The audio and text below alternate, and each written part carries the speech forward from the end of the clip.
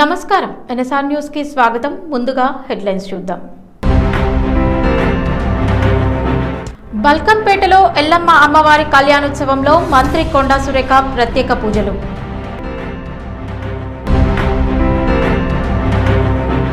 ధాన్యం కొనుగోళ్ల జాప్యంతో 4 రైతుల మృతి. లక్సెట్టిపేటలో కాంగ్రెస్ పై కేటీఆర్ ఫైర్.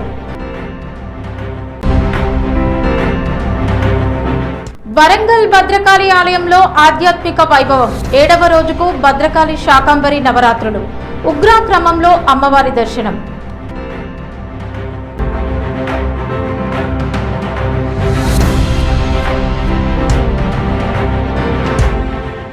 హైదరాబాద్లోని బల్కంపేట ఎల్లమ్మ అమ్మవారి దేవాలయంలో నిర్వహించిన వార్షిక కళ్యాణ మహోత్సవంలో అటవీ, పర్యావరణ, దేవాదాయ, ధర్మాదాయ శాఖ మంత్రి కొండా సురేఖ భక్తి శ్రద్ధలతో పాల్గొన్నారు.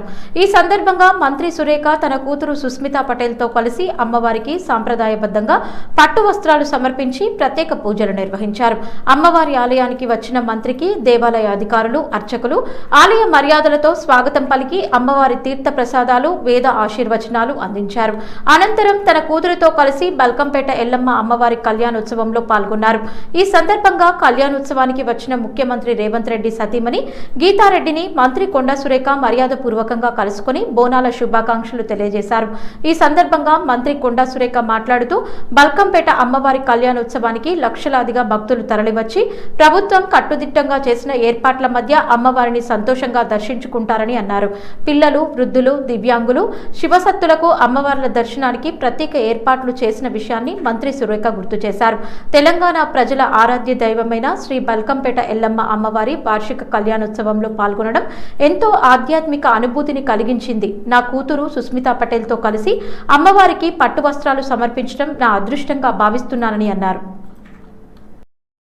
మంచిర్యాల జిల్లా లక్సెట్టిపేటలో నిర్వహించిన రైతు సదస్సులో BRS working president KTR Congress ప్రభుత్వంపై తీవ్ర విమర్శలు చేశారు. ధాన్యం కొనుగోళ్లలో కాంగ్రెస్ ప్రభుత్వం తీవ్ర జాప్యం చేయడం వల్ల మే నెలలో మంచిర్యాల నియోజకవర్గానికి 4 రైతులు ప్రాణాలు కోల్పోయారని కేటీఆర్ ఆరోపించారు. ఈ ఘటన రైతు కుటుంబాలను తీవ్ర విషాదంలోకి నెట్టిందని ఆయన అన్నారు. మృతి చెందిన రైతుల కుటుంబాలకు బీఆర్ఎస్ పార్టీ తరపున ఒక్కో కుటుంబానికి 5 లక్షల చొప్పున ఆర్థిక సహాయం ప్రకటించి అందించామని కేటీఆర్ తెలిపారు. అయితే ప్రభుత్వం ఇప్పటి వరకు ఆ రైతుల కుటుంబాలకు ₹1 పరిహారం కూడా అందించలేదని విమర్శించారు.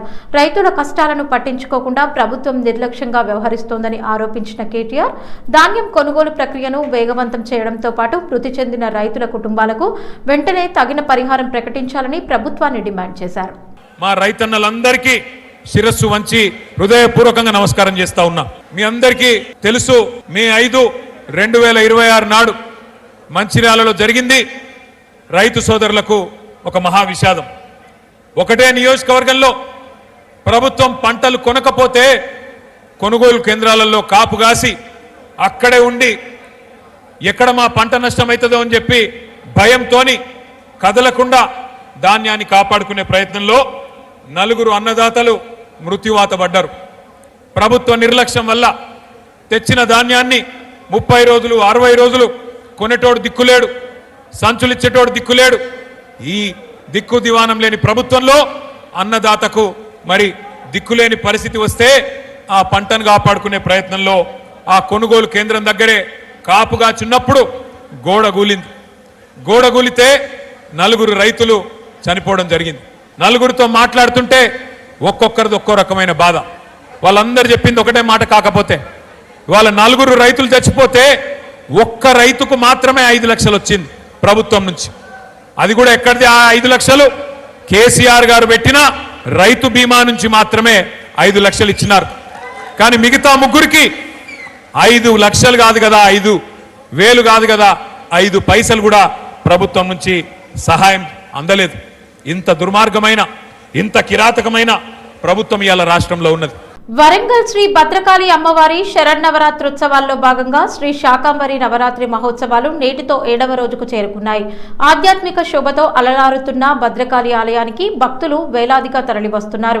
ఆలయ అర్చకుల వేద మంత్రోచ్చరణలు, మంగళ వాయిద్యాల నడుమ ఉదయం నుంచే పూజలు వైభవంగా ప్రారంభమయ్యాయి.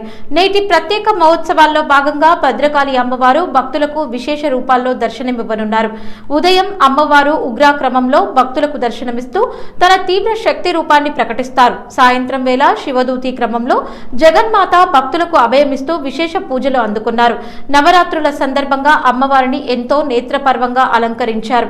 ఆలయ ప్రాంగణం భక్తుల భద్రకాళి మాతాకి జై నామస్మరణలతో మారుమోగుతోంది.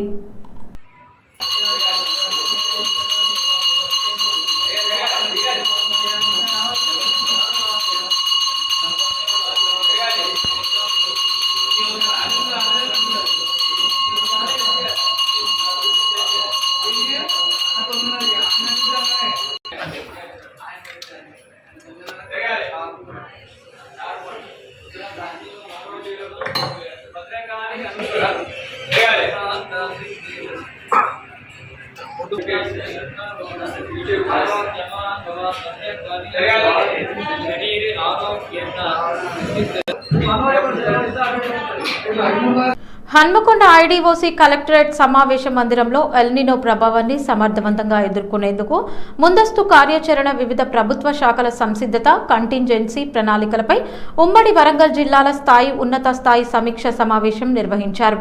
ఈ సమావేశానికి రాష్ట్ర రెవెన్యూ, గృహ నిర్మాణ, సమాచార, పౌర సంబంధాల శాఖ మంత్రి, ఉమ్మడి వరంగల్ జిల్లా ఇన్ఛార్జ్ మంత్రి పొంగులేటి శ్రీనివాసరెడ్డి ముఖ్య అతిథిగా హాజరయ్యారు. సమావేశానికి విచ్చేసిన మంత్రికి వరంగల్ పశ్చిమ నియోజకవర్గ ఎమ్మెల్యే నాయని రాజేందర్ రెడ్డి పుష్పగుచ్చం అందించి ఘనంగా స్వాగతం పలికారు. ఈ సందర్భంగా వరంగల్ నగర పోలీస్ కమిషనర్ శ్వేత, హన్మకొండ జిల్లా కలెక్టర్ చాహద్ బాజ్పై, వరంగల్ జిల్లా కలెక్టర్ సత్యశారదతో పాటు వివిధ శాఖల ఉన్నతాధికారులు మంత్రిని ఆహ్వానించారు.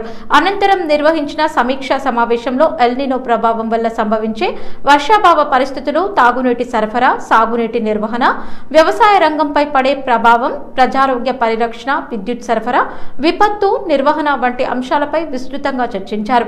ఆయా శాఖలు ముందస్తు ప్రణాళికలతో సిద్ధంగా ఉండాలని, అత్యవసర పరిస్థితులను సమర్థవంతంగా ఎదుర్కొనేలా కంటింజెన్సీ ప్లాన్లను అమలు చేయాలని మంత్రి అధికారులకు సూచించినట్లు సమాచారం.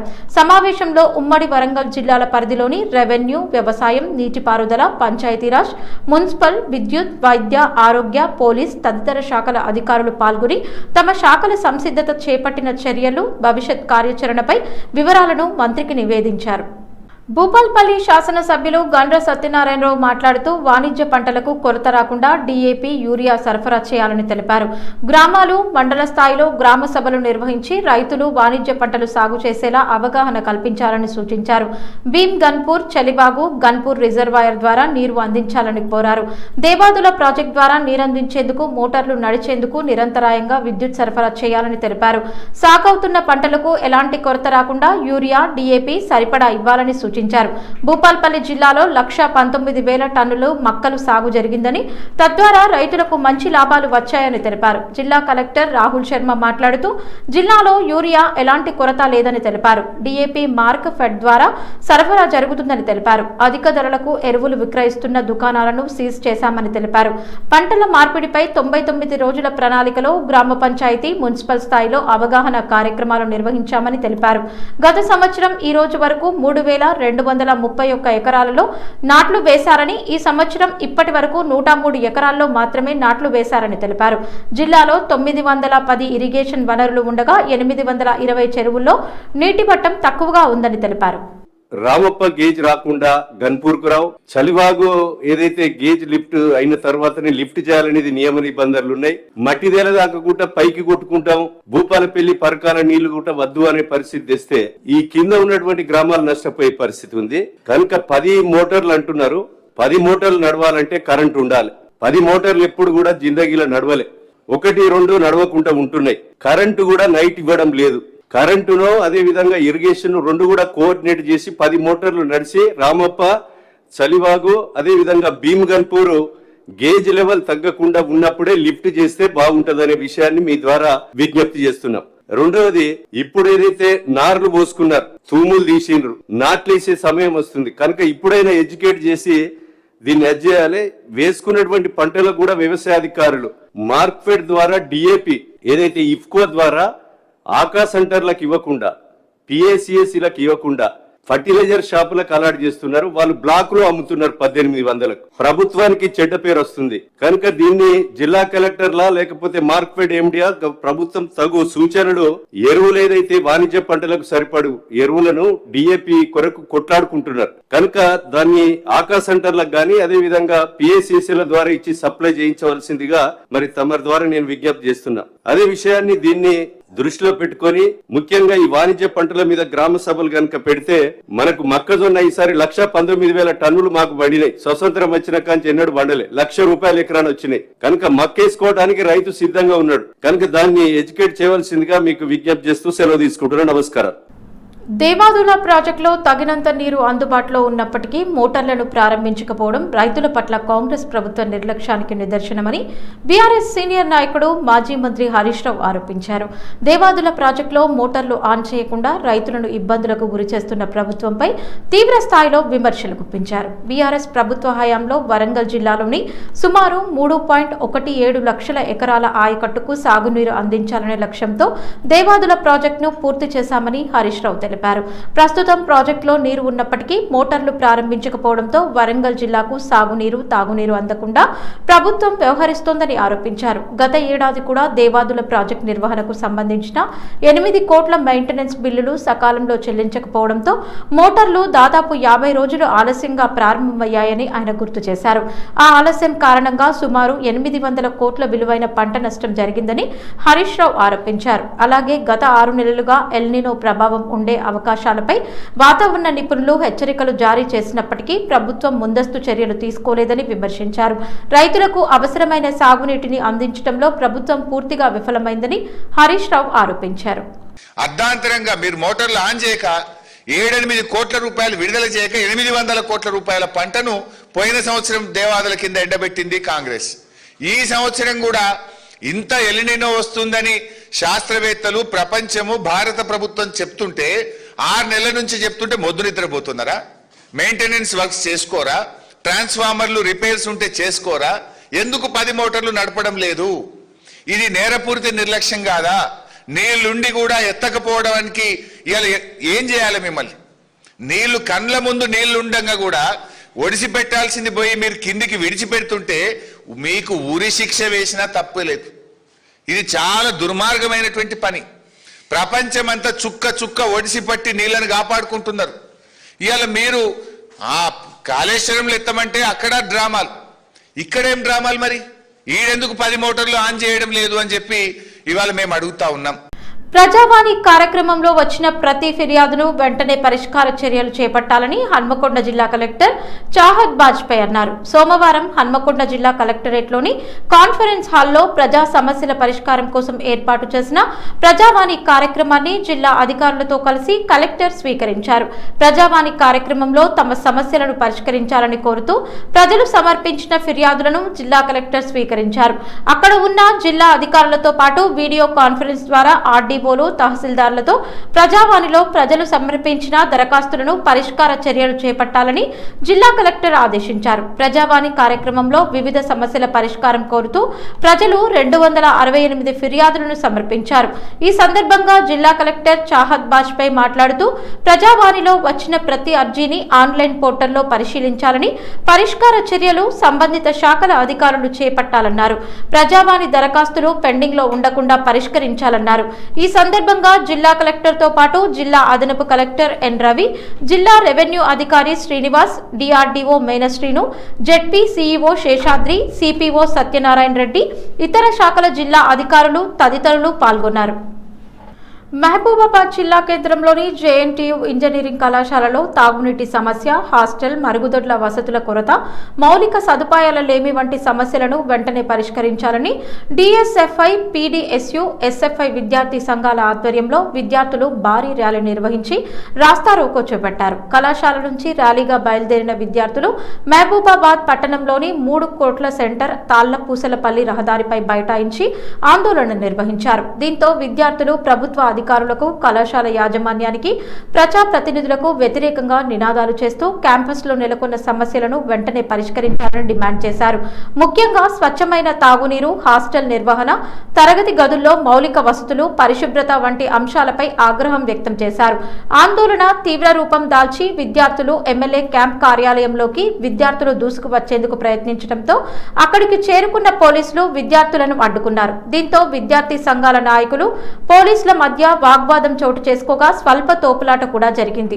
దీంతో కొద్దిసేపు అక్కడ ఉద్రిక్త పరిస్థితులు నెలకొన్నాయి. సమాచారం అందుకున్న కళాశాల ప్రిన్సిపల్ ఆందోళన జరుగుతున్న ప్రాంతానికి చేరుకున్నారు. ప్రిన్సిపల్ ని చుట్టుముట్టిన విద్యార్థులు కళాశాలలో ఎదుర్కొంటున్న సమస్యలను వివరంగా ఆయన దృష్టికి తీసుకెళ్లారు.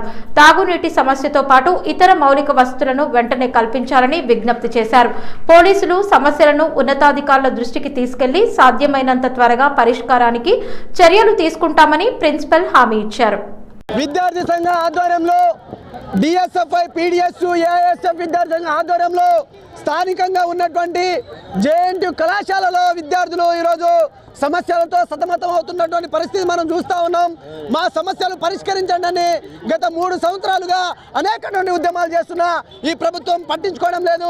ఈరోజు వందలాది మంది విద్యార్థులు మా సమస్యలు పరిష్కరించండి అని అయ్యా ఈరోజు రోడ్డుకెక్కినటువంటి పరిస్థితి చూస్తూ ఉన్నాం.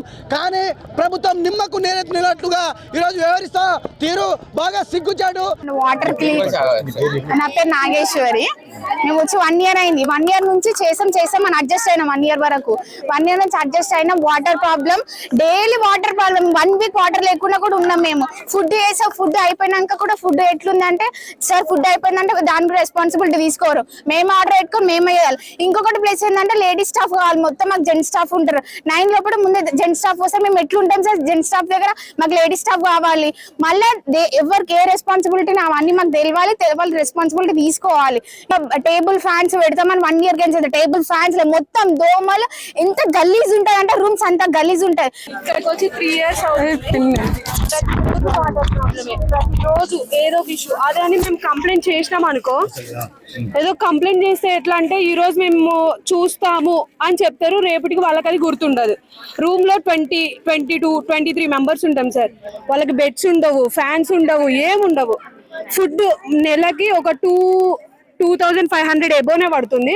ఫుడ్ అసలు ఎట్లుంటుంది అంటే సార్, గురుకులం హాస్టల్లో 100కి 100% బెటర్. నేను సోషల్ వెల్ఫేర్ చదివిన, 100కి 100% బెటర్ సార్. రోజు రైసే పెడతారు, 2-3 వేలు దొబ్బుతారు. అన్ని దొంగ లెక్కలు చేస్తారు. వాష్రూమ్స్, నీళ్లు లేవు, అన్ని చెత్త పనులు సార్. గోర్ సిక్వాడి గోర్ సేనా భారత్ తెలంగాణ కమిటీల పిలుపు మేరకు గ్రేటర్ వరంగల్ ప్రెస్ క్లబ్ లో ఉమ్మడి వరంగల్ జిల్లా గోర్ సేనా ఆధ్వర్యంలో విలేకరుల సమావేశం నిర్వహించడం జరిగింది. ఈ సమావేశంలో ఉమ్మడి వరంగల్ జిల్లా గోర్ సేనా అధ్యక్షులు మాలోత్ చిట్టిబాబు నాయక్ మాట్లాడుతూ, భారతదేశంలోని దాదాపు 12 కోట్ల మంది సంస్కృతి సాంప్రదాయాల ప్రకారం పండగను అన్ని తండాల్లో, నగరాలలో ఘనంగా జరుపుకోవాలని కేంద్ర రాష్ట్ర ప్రభుత్వాలు తీజ్ పండుగ నాడు సెలవు దినంగా ప్రకటించాలని కోరారు. గోర్ సిక్వాడి మీడియా వింగ్ అధ్యక్షులు బాదావత్ బాలాజీ నాయక్ మాట్లాడుతూ, ఉమ్మడి వరంగల్ జిల్లాలోని గోర్ బంజారాలు శ్రావణ మాసం ఆగస్టు 18 నుండి 27 వరకు తీజ్ పండుగ జరుపుకోవాలని పిలుపునిచ్చారు. తీజ్ పండుగ అనేది సింధు నాగరికతకు ముందు నుండే బంజారాల వారసత్వ సంపదగా వస్తుందని అన్నారు. 9 రోజుల పాటు గోధుమ ముక్కలను పెళ్లికాని యువతులు నీరు పోస్తూ గోధుమ గడ్డి ఏపుగా పెరిగితే పంటలు కూడా అదే విధంగా బాగా పండుతాయని నమ్ముతారని చెప్పారు. చివరి రోజున సేవాలాల్ మహారాజ్ కి భోగ్ బండారో కార్యక్రమం నిర్వహించి మేరమయాడికి పూజలు చేస్తామన్నారు. ఈ కార్యక్రమంలో రాష్ట్రీయ గోర్ సేనా వరంగల్ జిల్లా అధ్యక్షులు సబావత్ మహేందర్ నాయక్, బుక్యా రవి నాయక్, చంద్రు తండా సర్పంచ్ విజయ్ నాయక్, దేవేందర్ నాయక్, వెంకన్న నాయక్, శ్రీధర్ నాయక్, నాగమణి బాయి సోనా, అనూషా బాయి, గోర్ సేనా నాయకులు పాల్గొన్నారు. వరంగల్ ఉమ్మడి జిల్లా గోర్ సేనా ఆధ్వర్యంలో ప్రతి ఏటా జరుపుకునే తీజ్ పండుగ గురించి భారతదేశంలోని దాదాపు 14 కోట్ల బంజారాలు ఒకే తేదీన జరుపుకోవాలనే ఉద్దేశంతో గోర్ సిక్వాడి గోర్ సేనా భారత పిలుపు మేరకు శ్రావణ మాసం 2వ మంగళవారం రోజున ఆగస్టు 18వ తారీఖు నాడు గోధుమలు నానబెట్టి 19 నాడు వాటిని బుట్టలో వేయడం జరుగుతుంది. 27 ఆగస్టున అది చివరి రోజు అవుతుంది. ఆ రోజు కడావ్ శివలాల్ మహారాజ్కి భోగబండారు కార్యక్రమం చేస్తూ తీజు నిమజ్జనం రోజు బంజారాలు పెద్ద ఎత్తున పాల్గొని విజయవంతం చేయాలని కోరుకుంటున్నాము. అన్ని గోర్ బంజారాలు ఉపకులాలు అన్నీ కూడా 18 నుండి ఆగస్టు 18 నుంచి 27 వరకు తీజ్ పండుగ నిర్వహించుకోవాలని గోర్ సిక్వాడి గోర్ సేన ఆధ్వర్యంలో పిలుపునిస్తున్నాము. అలాగే 25న డంబోళి తీజ్, ఆ రోజున చుర్మ పూజ చేసుకోవడం, 27న మనము గణగోర్ తీజ్ చేసుకోవడం, 27న ముఖ్యంగా ఏదైతే ఈ కడవ పూజను చేసుకొని అదే చివరి రోజుగా శివలాల్ మహారాజ్ భోగబండారో మరియు మీరమాయాడి భోగడ పూజ చేసుకొని తీజ్ యొక్క నిమజ్జనం కార్యక్రమం చేయడం జరుగుతుంది. ప్రతి ఒక్కరం ఒకటే రోజున పండుగను జరుపుకోబోతున్నాం కనుక మాకు కూడా రాష్ట్ర ప్రభుత్వం అలాగే భారత ప్రభుత్వం కూడా ఒకరోజు ఈ 27వ తారీఖున మాకు సెలవు దినంగా ప్రకటించాలని, లేని ఎడల మేము ఉద్యమాన్ని తీవ్రతరం చేస్తామని తెలియజేస్తా ఉన్నాం. ములుగు జిల్లా వాజేడు మండలం జాతీయ రహదారి 163 విస్తరణ పనుల్లో భాగంగా చీకుపల్లి గ్రామం వద్ద ఇసుక వాగుపై నూతన వంతెన నిర్మాణం చేపట్టారు. అయితే 6 నెలలు గడిచినా పనులు పూర్తి కాకపోవడంతో ప్రజలు తీవ్ర అసంతృప్తి వ్యక్తం చేస్తున్నారు. వంతెన నిర్మాణం కోసం పాత వంతెనను తొలగించి తాత్కాలిక రహదారిని ఏర్పాటు చేశారు. కానీ గత 3 రోజులుగా కురుస్తున్న వర్షాలకు ఆ రహదారి దెబ్బతినడంతో వాజేడు మండలంలోని 25 గ్రామాలతో పాటు ఛత్తీస్గఢ్, మహారాష్ట్ర వైపు రాకపోకలు పూర్తిగా నిలిచిపోయాయి. కాంట్రాక్టర్ నిర్లక్ష్యం, పనులపై సంబంధిత అధికారుల పర్యవేక్షణ లోపం వల్లే ఈ పరిస్థితి ఏర్పడిందని స్థానికులు ఆరోపిస్తున్నారు. అత్యవసర సేవలు, విద్యార్థులు, రైతులు, ఉద్యోగులు తీవ్ర ఇబ్బందులు పడుతున్నారని ఆవేదన వ్యక్తం చేస్తున్నారు.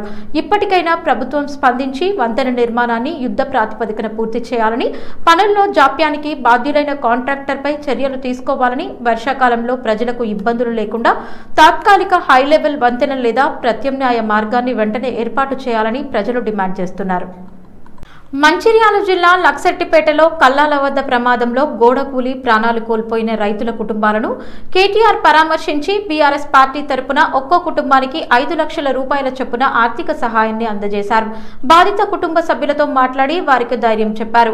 ఈ సందర్భంగా కేటీఆర్ మాట్లాడుతూ రైతులు పండించిన ధాన్యాన్ని సకాలంలో కొనుగోలు చేయడంలో ప్రభుత్వం విఫలమైందని విమర్శించారు. కొనుగోలు కేంద్రాల వద్ద సరైన మౌలిక వసతులు, గోదాములు, రక్షణ ఏర్పాట్లు లేకపోవడం వల్ల రైతులు తీవ్ర ఇబ్బందులు ఎదుర్కొంటున్నారని అన్నారు. ఈ నిర్లక్ష్యమే లక్షెట్టిపేటలో జరిగిన విషాదానికి కారణమైందని ఆరోపించారు. ప్రాణాలు కోల్పోయిన రైతుల కుటుంబాలకు ప్రభుత్వం వెంటనే తగిన పరిహారం అందించి వాటి కుటుంబాలను అన్ని విధాలుగా ఆదుకోవాలని కేటీఆర్ డిమాండ్ చేశారు.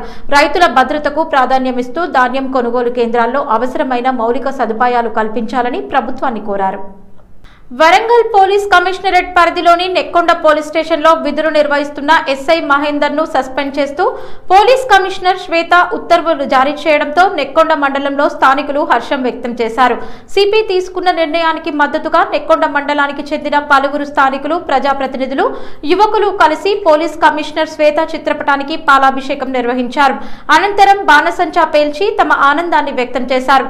ఈ సందర్భంగా మాట్లాడిన స్థానికులు ప్రజల నుంచి వచ్చిన ఫిర్యాదులు మరియు పరిస్థితులను పరిగణలోకి తీసుకుని సిపి శ్వేత తీసుకున్న చర్యను స్వాగతిస్తున్నామని తెలిపారు. ప్రజల సమస్యలపై స్పందిస్తూ పారదర్శకంగా వ్యవహరించిన పోలీస్ కమిషనర్ కి కృతజ్ఞతలు తెలియజేశారు. సిపి తీసుకున్న ఈ నిర్ణయం ప్రజల్లో పోలీస్ వ్యవస్థపై మరింత విశ్వాసాన్ని పెంచుతుందని స్థానికులు అభిప్రాయపడ్డారు.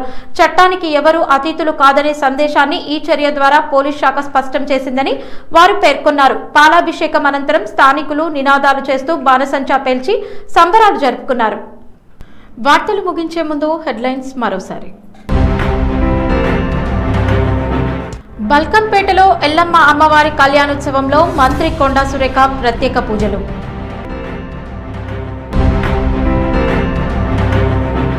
ధాన్యం కొనుగోళ్ల జాప్యంతో 4 రైతుల మృతి. లక్సెట్టిపేటలో కాంగ్రెస్ పై కేటీఆర్ ఫైర్. వరంగల్ భద్రకాళి ఆలయంలో ఆధ్యాత్మిక వైభవం. 7వ రోజుకు భద్రకాళి శాకంబరి నవరాత్రులు. ఉగ్రా క్రమంలో అమ్మవారి దర్శనం. ఈ వార్తలు ఇంతటితో సమాప్తం. నమస్కారం.